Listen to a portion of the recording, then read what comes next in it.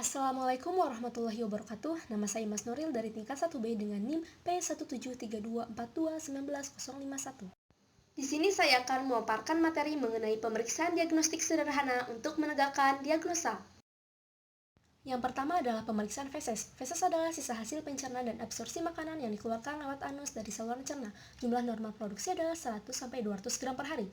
Terdiri dari air, makanan tak tercerna, sel epitel, debris, selulosa, bakteri, dan bahan patologis. Frekuensi defekasi normal adalah 3 kali sehari sampai 3 kali per minggu. Pemeriksaan pertama yaitu secara makroskopis, yaitu syaratnya maksimal diperiksa 30-40 menit setelah pengeluaran, tidak mengonsumsi barium, bismut, dan minyak selama 5 hari sebelum pemeriksaan. Nah, bau normal pada feses disebabkan oleh indol, skatol, dan asam butirat, sedangkan bau busuk karena pembusukan protein yang tidak dirombak dan dicerna oleh kuman, bau asam diakibatkan oleh gula yang tak dicerna.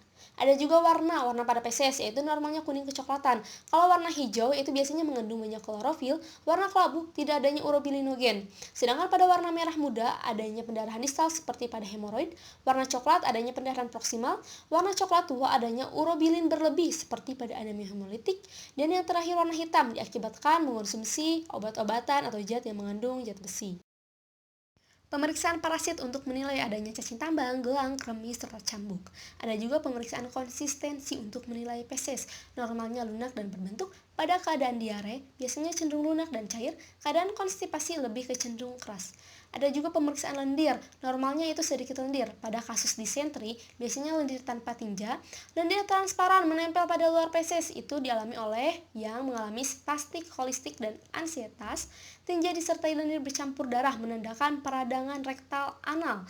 Tinja disertai lendir bercampur darah serta nanah menandakan intestinal TBC. Tinja disertai lendir yang sangat banyak yaitu terjadi pada pilous adenoma colon.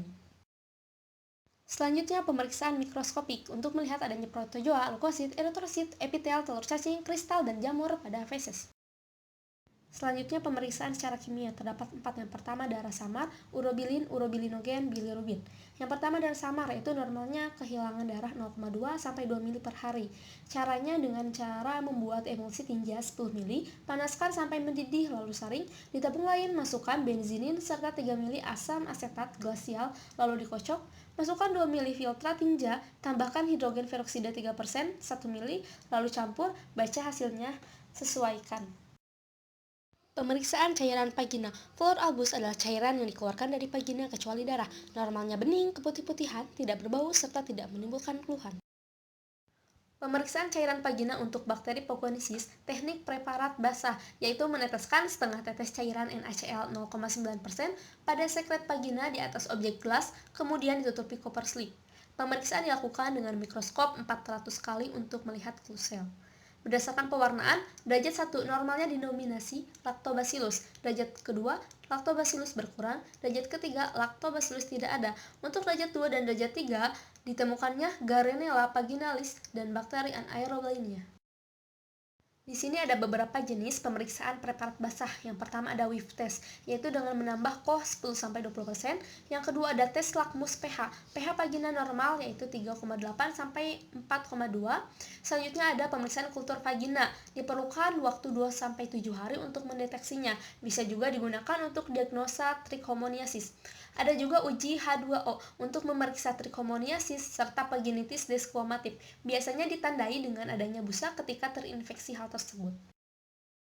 Bahan sitologi pap smear ada sekret vaginal, cervix, endocervix, endometrium, serta fornix posterior. Syaratnya tidak berhubungan intim, tidak menggunakan krim vagina, perempuan yang sudah melakukan seksual aktif, wanita postpartum 12 minggu, ibu hamil sampai dengan usia 24 minggu, berasal dari dinding vaginal lateral atas. Bisa dilakukan dari usia 21 sampai 29 tahun yaitu 3 tahun sekali, dari usia 30 tahun ke atas 5 tahun sekali, untuk usia 65 tahun jika 10 tahun terakhir normal maka tidak perlu dilakukan pemeriksaan. Manfaatnya yaitu untuk pemeriksaan sitohormonal, mendiagnosis peradangan, identifikasi organisme peradangan seperti klusel, sel metaplastik, sel kolosit, serta kelainan prakanker dan kanker. Alat yang digunakan untuk pemeriksaan pap smear ada kaca objektif, sesi basah alkohol 95% dalam tabung, diamond panel, lidik kapal, sapu endometrium, dan spekulum vagina. Pemeriksaan IVA test dilakukan untuk pemeriksaan prakanker, kanker, keakuratannya 60%. Prosesnya yaitu memoleskan mulut rahim dengan kapas ke larutan asam asetat 3-5%, kemudian ditunggu 1 menit. Normalnya tidak ada perubahan. Syaratnya yaitu pernah mengalami hubungan seksual, tidak berhubungan seksual 24 jam sebelum pemeriksaan, tidak haid, dilakukan oleh bidan yang mendapatkan pelatihan IPA test dan dianggap kompeten. Pemeriksaan sputum dengan cara pemeriksaan sputum gram, BTA, pemeriksaan histologi sputum. Warna sputum yaitu ada sputum purulen atau berisi nanah, biasanya terjadi pada orang bronkiektasis, abses paru, infeksi saluran nafas atas. Hemoptisis atau sputum berwarna merah, adanya radang tenggorokan, kanker paru ulkus. Merah muda yaitu bercampur dengan darah alveolik. Hijau atau hijauan adanya infeksi lama atau pneumonia. Karat berwarna adanya pneumonia dan TBC. Kecoklatan yaitu pneumonia akut dan TBC dan juga warna kuning. Persiapan dan perawatan pre, intra, dan post-operasi. Pre-operasi yaitu konsultasi dengan dokter obstetrik, ginekologi, dan dokter anestesi, pramedis, perawatan kandung kemih dan usus, lepas prostesis seperti lensa kontak dan gigi palsu, pencukuran daerah operasi, personal hygiene, pengosongan kandung kemih dengan kateter, pemeriksaan penunjang dengan radiologi, laboratorium, pemeriksaan kadar gula darah. Ada juga persiapan fisik. Yang pertama ada status kesehatan fisik umum, yaitu riwayat kesehatan yang lalu, pemeriksaan fisik lengkap, status hemodinamika dan kardiovaskuler, status nutrisi dengan tinggi badan, berat badan, lingkar lengan atas, protein darah, dan keseimbangan nitrogen, keseimbangan cairan dan elektrolit, kebersihan lambung dan kolon dengan dipuasakannya 7-8 jam sebelum operasi. Ada juga latihan peroperasi yaitu dengan nafas dalam. Nafas dalam di sini yaitu menghirup nafas melalui hidung dan dikeluarkan melalui mulut. Nah, ada juga batuk efektif. Batuk efektif yaitu dengan cara tarik nafas 4-5 kali, selanjutnya tahan 1-2 detik, angkat bahu dan longgarkan, batukan dengan kuat. Nah, selanjutnya ada latihan gerak sendi dengan memfleksi dan ekstensikan. Intraoperasi prinsip umumnya asepsis ruangan, asepsis personal seperti scrubbing, gowning, dan gloving, asepsis pasien, dan asepsis instrumen. Pengaturan posisi klien ada kesejahteraan fungsional, pemajanan area pembedahan, mempertahankan posisi selama prosedur operasi, monitoring fisiologi seperti balance cairan, kondisi kardiopulmonal, pemantauan vital sign, dan monitoring psikologis. Post-operasi dengan peningkatan proses penyembuhan luka dan mengurangi rasa nyeri, mempertahankan respirasi sempurna, mempertahankan sirkulasi dengan stocking pada pasien risiko tromboflebitis, mempertahankan cairan dan elektrolit, mempertahankan eliminasi dan asupan serta mencegah retensi urin. Yang terakhir, persiapan pemulangan, memberikan informasi tentang hal-hal yang dihindari dan dilakukan sehubungan dengan kondisinya.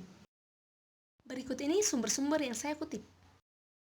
Sekian, terima kasih. Wassalamualaikum warahmatullahi wabarakatuh.